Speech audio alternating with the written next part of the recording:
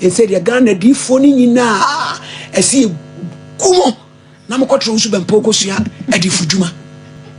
Ghana di phone nyina e said mkoma osofo Owusu Bempah no watetem ensam akase am broso e wa bato yi ena me hu obi na taban okura Ghana flag ena me hu obi na oso abeben okura nantwie podua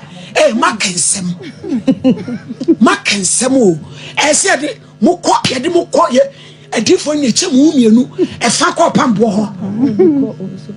na fa kọ ayo Owusu Bempah ho na mukọ ni akọ kire mu edi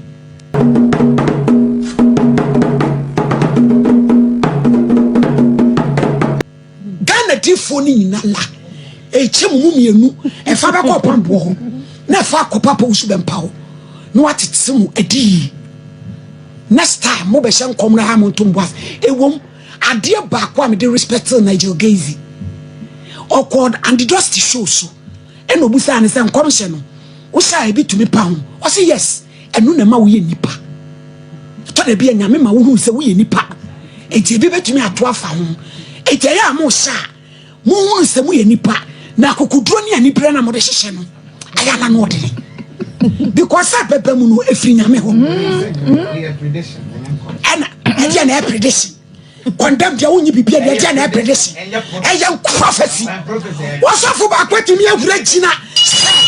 se dia waka na mamu a jensen atone da Owusu Bempah asam na pema wo say prediction wasan komasi ti asofo ni nyina difo ni nyina order you go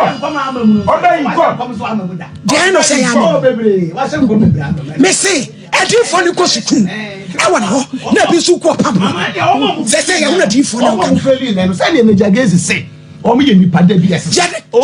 enti sa na make us condemn wo mu sankom na wo mu susu ha ha no dia me no ya ko ho chichi ani ha na dia me no ya bet anu ye nipa no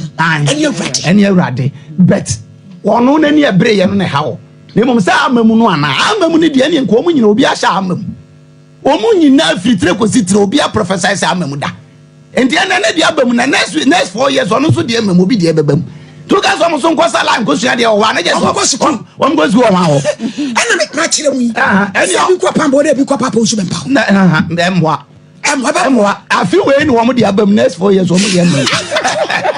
o mi na du kadaya wo da ba ma no so ma mi ajo order awo fedi wo da ba ma no so but the most important thing is